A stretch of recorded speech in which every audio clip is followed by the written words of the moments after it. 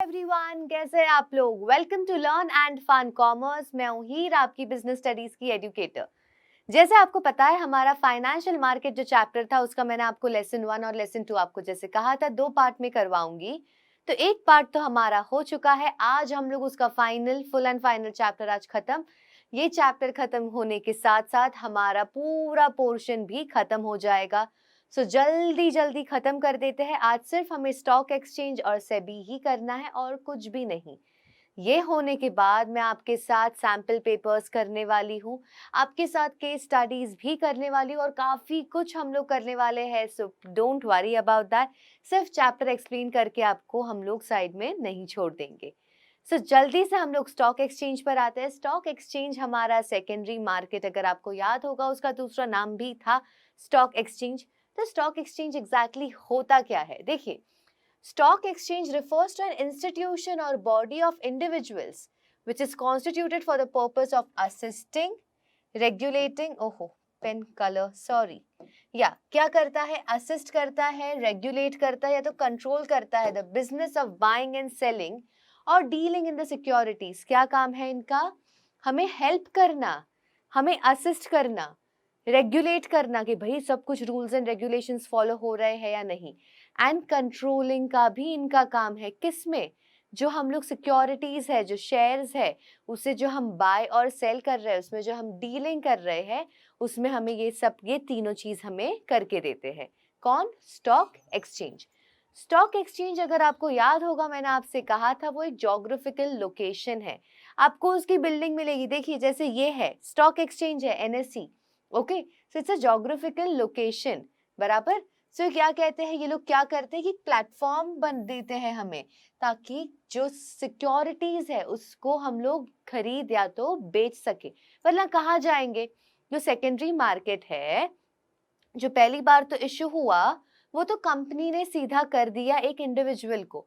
But उसके बाद जब इंडिविजुअल को बेचना है या तो कोई एक रैंडम दूसरे इंडिविजुअल को खरीदना है, कहाँ जाए वो लोग? भाई कोई तो जगह होनी चाहिए ना। So that is stock exchange. It provides liquidity to investment by doing what? Facilitating exchange. Exchange हो जाता है ना तुरंत ही। एक इंडिविजुअल को अगर बेचना है तो वो लोग तुरंत ही बेच देते हैं ताकि कोई और खरीद ले, और उनके जो शेयर्स है, जो उनकी सिक्योरिटीज है, वो तुरंत ही किसमें कन्वर्ट हो जाते हैं? कैश में। तो क्या करता है? लिक्विडिटी भी प्रोवाइड करता है, सेफ्टी भी प्रमोट करता है सारे ट्रांजैक्शन के। इससे क्या होता है? क्रेडिट वर्दीनेस बढ़ जाता है, okay, of individual companies. Companies का जो क्रेडिट वर्दीनेस है बढ़ जाता है। ऐसा क्यों? क्योंकि देखो स्टॉक एक्सचेंज काफी ज्यादा सेफ है। सेफ होने की वजह से जो आम जनता है, they are less worried. They like, हाँ हमारे पैसे सेफ है, we don't have to worry about that.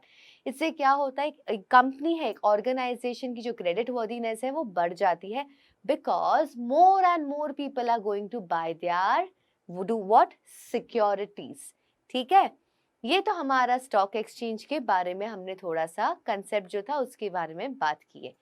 अब हम लोग आ जाते हैं स्टॉक एक्सचेंज के फंक्शंस के ऊपर कि भाई स्टॉक एक्सचेंज के फंक्शंस क्या क्या है। So let's come on to that. It provides liquidity and marketability to existing securities। भाई जो existing securities है उसको क्या करता है? Liquidity provide करता है ताकि तुरंत ही कैश में चेंज हो जाए, और easy marketability, भाई जब चाहिए तब खरीदो और जब चाहिए तब बेच दो, वो प्रोवाइड करता है स्टॉक एक्सचेंज। ओके, इन्वेस्टर्स को चांस देता है कि उन्हें डिसइन्वेस्ट करना है, मतलब अगर उन्हें अपने सिक्योरिटीज बेचने हैं, या तो री इन्वेस्ट करना, मतलब अगर उन्हें कोई खरीदने हैं उसका उन्हें मौका मिलता है। प्राइसिंग ऑफ सिक्योरिटीज करता है। भाई क्यों ऐसा? क्योंकि डिमांड एंड सप्लाई, मैंने आपको पहले ही कहा था, अगर जितना डिमांड अगर बढ़ रहा है, सप्लाई भी अगर सप्लाई कम है तो क्या होगा? उसका प्राइस बढ़ जाएगा। तो डिमांड एंड सप्लाई की वजह से प्राइस डिटरमाइन होता है जो भी सिक्योरिटीज लिस्ट हुई है उसका। सेफ्टी भी देता है भाई ट्रांजैक्शन को। क्यों ऐसा? देखिए जो भी मेंबरशिप अगर आपको चाहिए स्टॉक एक्सचेंज की, वो काफी ज्यादा वेल रेगुलेटेड है। They have to follow proper rules and regulations, और उनका जो लीगल फ्रेमवर्क है आपको उसी के हिसाब से चलना पड़ेगा। आप अपने हिसाब से कुछ भी नहीं कर सकते हो। इससे क्या होता है? इन्वेस्टर्स जो है, जो आम जनता है, उन्हें सेफ फील होता है और फेयर डीलिंग मिलती है उनको स्टॉक एक्सचेंज के थ्रू। उनको ये बिल्कुल भी टेंशन नहीं है कि भाई हमारे पैसे डूब ना जाए, अगर किसी ने कुछ अगर ऐसे फर्जी कुछ हो गया तो उन्हें वो सब डर नहीं होता, क्योंकि इनके क्या होता है, जो भी स्टॉक एक्सचेंज के मेंबर्स होते हैं उन्हें क्या करना पड़ता है, जो भी सारे इनके रूल्स एंड रेगुलेशन, जो भी सारे पॉलिसीज है वो सारे इन्हें फॉलो करने ही पड़ेंगे, जिससे क्या होगा, investors will feel very safe. फिर क्या कहते हैं, कंट्रीब्यूट्स टू इकोनॉमिक ग्रोथ।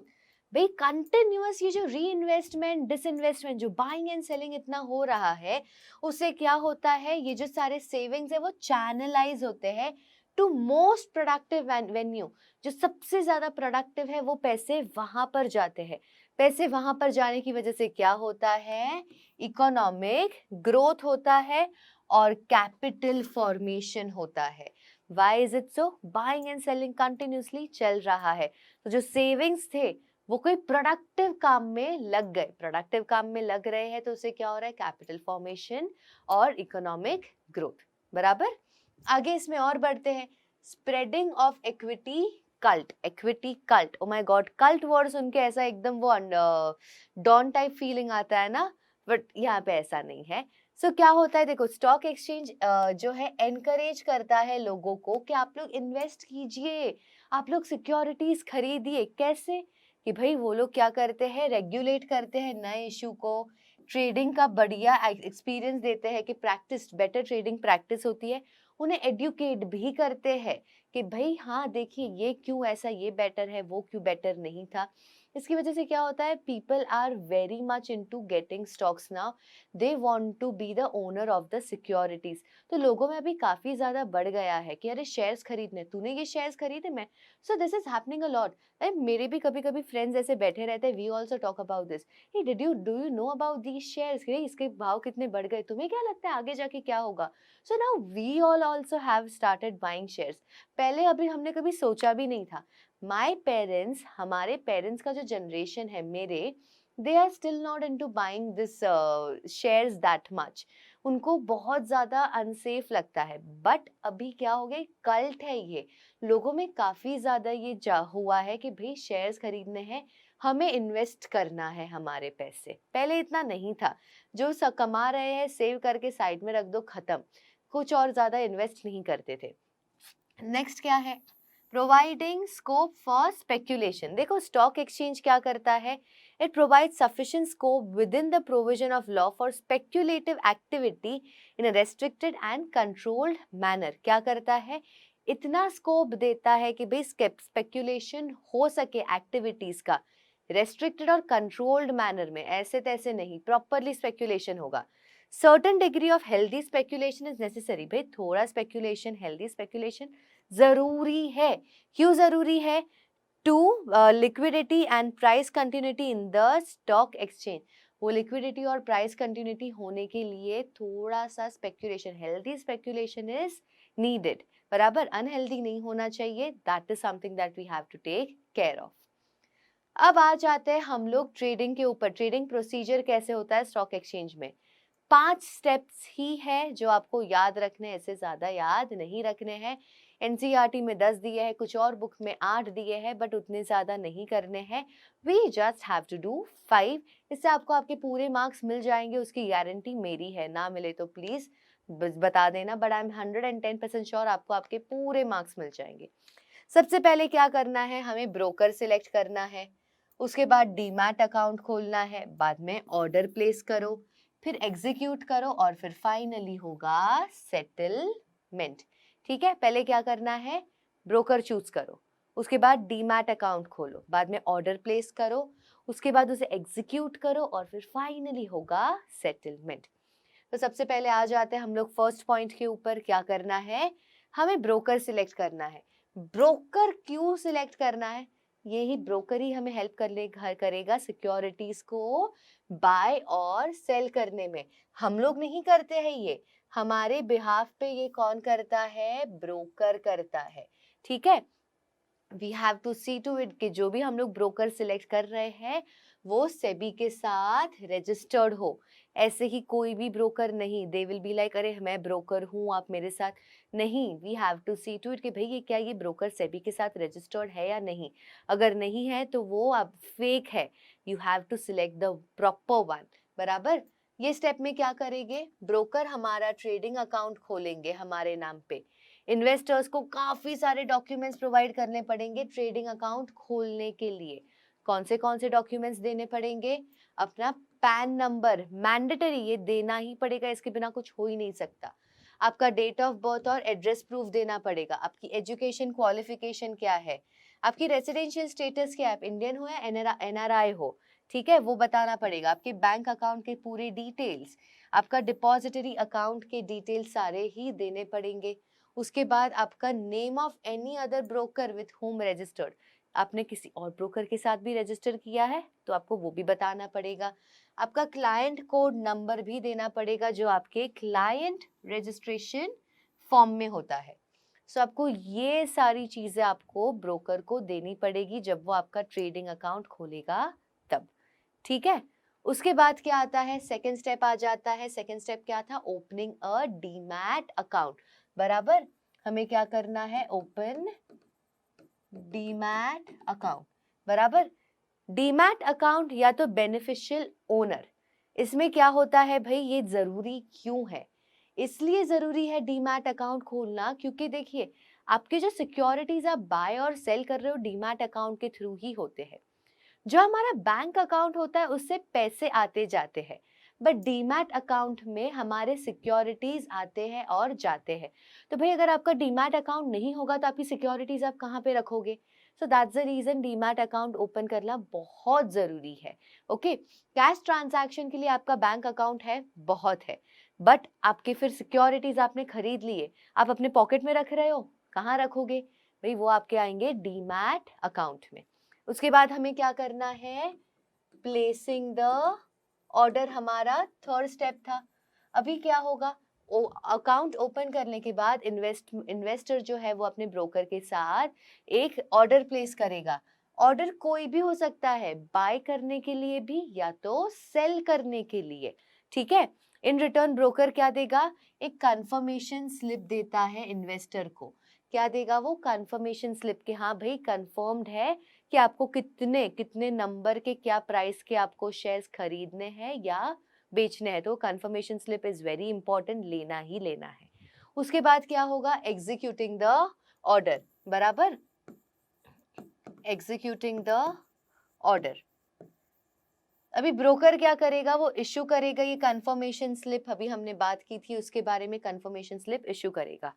ये कंफर्मेशन स्लिप इश्यू करने के बाद ब्रोकर क्या करता है, एक कॉन्ट्रैक्ट नोट इश्यू करता है 24 घंटे के अंदर।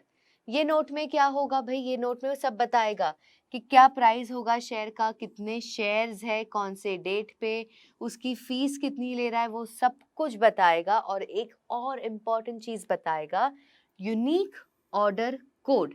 यूनिक ऑर्डर कोड कौन देता है, स्टॉक एक्सचेंज देता है भाई, तो वो भी बताना बहुत जरूरी है। ये 24 घंटे के अंदर उसे देना ही देना है। उसके बाद फाइनली होगा क्या, सेटलमेंट। फाइनल स्टेप है जिसमें क्या होगा, इन्वेस्टर को भाई पेमेंट तो करनी पड़ेगी, अगर परचेज किया है तो पेमेंट करनी पड़ेगी, पर अगर उसने बेच दिए हैं तो उसे वो शेयर्स देने पड़ेंगे ना, मेरे पॉकेट में शेयर्स पड़े हुए हैं तो देने पड़ेंगे, यस और नो। अगर परचेज किए हैं मैंने तो भाई मुझे पैसे पे नहीं करने पड़ेंगे, मेरे पॉकेट में शेयर्स आ गए, आई हैव टू पे समथिंग फॉर दैट। बराबर, ये इमीडिएटली करना है after issuing a contract note. जैसे ही हमारा ये कॉन्ट्रैक्ट नोट जो है वो जैसे ही इशू हो जाए उसके तुरंत ही हमें पैसे पे करने हैं। और जो पेमेंट है वो T+2 बेसिस पे होता है, मतलब वो दिन प्लस 2 दिन हमें और दिए जाते हैं पेमेंट करने के लिए। ये हो गया हमारा ट्रेडिंग प्रोसीजर, काफी ज्यादा इजी था, इसमें कुछ ज्यादा हमें है नहीं। आगे बढ़ते हैं, अभी लास्ट आ जाता है हमारा सेबी। सेबी क्या है भाई, सेबी क्यों था, सेबी चालू करने का, सेबी खोलने का सबसे इंपॉर्टेंट ऑब्जेक्टिव क्या था, protect the interest of investors and promote the development of and regulate the securities market. Interest जो है इन्वेस्टर्स का वो प्रोटेक्ट करने के लिए, वरना क्या हो रहा था यार भाई, आपको स्कैम पता है कैसे हुए हैं, बराबर। तो उस वजह से ये सब चीज़ों से प्रोटेक्ट करने के लिए ये किया गया था, सेबी चालू करा गया था। अब हमें सेबी में सिर्फ 2 चीज़ें करनी है, उसके ऑब्जेक्टिव्स और उसके functions, and we are done. So objectives पर आते हैं। ऑब्जेक्टिव्स हमें केवल कितने हैं? 4 है। सबसे पहला क्या है? To regulate stock exchanges and the securities industry to promote their orderly function. Regulate, भाई ध्यान से देखना है, सब काम सही से हो रहा है, कुछ यहाँ वहाँ गड़बड़ तो नहीं हो रही है। ये क्यों होता है? ताकि भाई ऑर्डरली फंक्शनिंग हो, भाई सब कुछ बराबर से चले, स्मूथली चले, इधर उधर कुछ भी ना हो। तो ये उनका सबसे पहला ऑब्जेक्टिव था। नेक्स्ट क्या था? Protect the rights and interest of investors, और उन्हें गाइड करना, उन्हें समझाना और उन्हें एडुकेट करना, ये उनका दूसरा ऑब्जेक्टिव था। तीसरा क्या था? ट्रेडिंग मैल प्रैक्टिस जो है वो ना हो और एक बैलेंस बना रहे, किसके बीच में? Self regulation by the securities industry and it's statutory regulation. तो इनका ये काम था कि भाई कोई भी मैल प्रैक्टिस नहीं होनी चाहिए ट्रेडिंग में, सब कुछ प्रॉपरली होना चाहिए। ओके, नेक्स्ट क्या है उनका? To regulate and develop a code of conduct for intermediaries. Code of conduct, they have to follow certain rules and regulation. Who are these intermediaries? भाई ब्रोकर्स जो है, जो मर्चेंट है, बैंकर्स है, ये सब लोगों के लिए कुछ कोड ऑफ कंडक्ट बनाया गया है that they have to follow. अगर नहीं किया तो इनकी मेंबरशिप निकाल देंगे। ये जो सेबी के साथ रजिस्टर्ड थे ना, इनकी जो मेंबरशिप है उसे हटा देंगे, they won't be part of SEBI anymore. अगर ये लोग सेबी का पार्ट नहीं है तो फिर इन्हें कोई भी काम करने नहीं मिलेगा, बराबर। To make them competitive and professional, ये क्यों किया गया? ताकि ये लोग कॉम्पिटिटिव रहे और प्रोफेशनल रहे। प्रोफेशनल तभी रहते हैं जब भी वो लोग किसी चीज के साथ जुड़े हुए हो, एक एसोसिएशन के साथ। तो ब्रोकर्स जो है वो एसोसिएशन के साथ जुड़े हुए हैं, सेबी के साथ, और जब ये एसोसिएशन के कुछ कोड ऑफ कंडक्ट जो लोग फॉलो करे, तब वो इंसान प्रोफेशनल कहा जाता है। तो ये सारे लोग प्रोफेशनल्स है, ठीक है। ये तो हो गए ऑब्जेक्टिव। अब आ जाते हैं फंक्शन के ऊपर। 3 तरीके के फंक्शन है, regulatory function, development function and protective function. 3 तरीके के हैं उनके फंक्शन, तो हमें तीनों ही करने पड़ेंगे, we don't have an option, बराबर। चलो सबसे पहले आ जाते हैं हम लोग रेगुलेटरी। सो इनका रेगुलेटरी फंक्शन क्या है? सबसे पहला, रजिस्ट्रेशन ऑफ ब्रोकर्स एंड सब brokers and other players in the market, सबको वो लोग रजिस्टर करवाते हैं।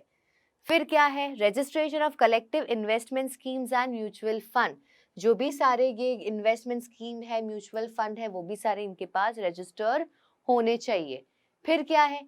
Regulation of stock brokers, portfolio exchange, underwriters and merchant bankers and the business in stock exchange and any other securities market.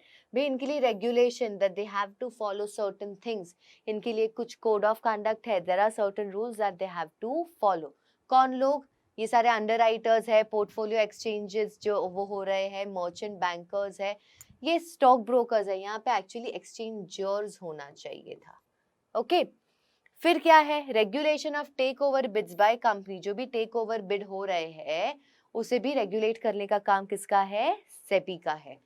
Calling for information by undertaking inspection, conducting inquiries and audit of stock exchange and intermediaries। भाई क्या करते हैं ये लोग? Information सारी लेते हैं, किसकी? ये बाय अंडर इंस्पेक्शन करते हैं, इंक्वायरीज बिठाते हैं, ऑडिट करते हैं सारे स्टॉक मार्केट का। इससे वो लोग क्या करते हैं? सारी इंफॉर्मेशन इकट्ठा करते हैं कि सब कुछ बराबर से काम तो हो रहा है, यहाँ वहाँ तो कुछ नहीं हो रहा है। सो ऐसे वो लोग इंफॉर्मेशन भी इकट्ठा करते हैं, ये सारी चीजें करके इंस्पेक्ट किया, ऑडिट किया, ये सब करना है। फिर क्या है?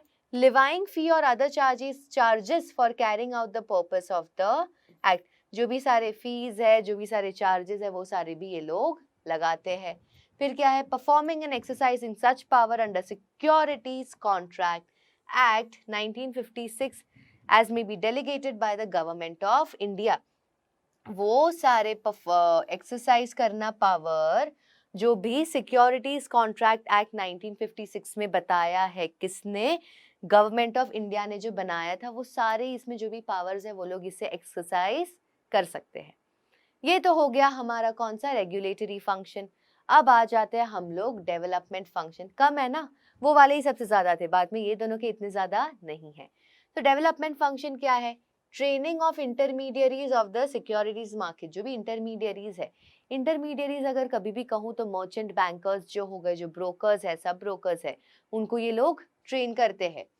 बाद में रिसर्च कंडक्ट करते हैं and publishing information useful to the market participant, research भी करते हैं और बाद में वो सारी चीजें वो लोग पब्लिश भी करते हैं, किनके लिए, ताकि जो भी मार्केट पार्टिसिपेंट्स हैं उनको सारी वो लोग इंफॉर्मेशन दे सके, उन्हें एडुकेट कर सके। Undertaking measures to develop the capital market by adapting flexible approach, कि भाई जो हमारा कैपिटल मार्केट है उसे अच्छे से डेवलप करने की ट्राई करते हैं by flexible approach. Flexible approach क्यों? Because everything keeps on changing, the environment is quite dynamic, so they also have to be flexible about that. बराबर। अब आ जाते हैं लास्ट हमारा प्रोटेक्टिव फंक्शन। इनका प्रोटेक्टिव फंक्शन क्या है? Prohibition of fraudulent and unfair trade practices, जैसे कोई मिसलीडिंग स्टेटमेंट करना, मैन्युपुलेट करना प्राइस को, तो ये सारी चीजों से वो लोग क्या करते हैं? बचाते हैं, ये लोग ये सारी चीजें नहीं होने देते हैं। नेक्स्ट क्या है? Controlling insider trading and imposing penalties for such practice. Insider trading नहीं चलती है, इट इज नॉट लीगल। सो अगर ये हो रहा है तो वो लोग इसी चीज को होने नहीं देंगे, पर अगर हुआ है तो वो लोग उनके लिए काफी ज्यादा पेनल्टीज, उनको punishment, they will have to pay certain fine. Okay, जो भी ये इनसाइडर ट्रेडिंग कर रहा था। बाद में क्या करते हैं? काफी सारे स्टेप्स लेते हैं जिससे इन्वेस्टर्स काफी ज्यादा प्रोटेक्ट हो सके, उनकी सेफ्टी के लिए they take certain steps. Last क्या है? They promote fair practices and code of conduct in securities market. Promote करते कि भाई फेयर प्रैक्टिस करो, भाई यहाँ वहाँ गलत चीजें मत करो, whatever you are doing has to be in a correct way, don't go in that wrong path. और वो लोग क्या है, उनका कुछ कोड ऑफ कंडक्ट भी है। Code of conduct are certain rules and regulations for the stock market that they have to follow. ठीक है, हो गया हमारा ये चैप्टर खत्म, and I hope you don't have any doubt in this chapter. Next class अभी हम लोग करेंगे कुछ और, हम लोग डिस्कस करेंगे सारे इंपॉर्टेंट क्वेश्चंस के बारे में एंड ऑल दैट स्टफ। मैं आपके साथ केस स्टडीज भी करने वाली हूँ, so you don't have to worry about that also. I'll see you all for the next class. तब तक अगर आपको कोई भी डाउट्स है तो आप प्लीज कमेंट सेक्शन में लिखिएगा। I'll surely try to reply to your doubts. And if you're new to this channel, then please subscribe कीजिए and please आपके friends को भी ये बात बताइए so that even they will be happy with this thing। भाई सब कुछ उनका यहाँ पे कोर्स खत्म हो रहा है, एकदम एकदम क्रैश कोर्स मिल रहा है, who won't be happy? And sharing is caring, right? So please do that. Thank you so much everyone. I'll see you all for the next class.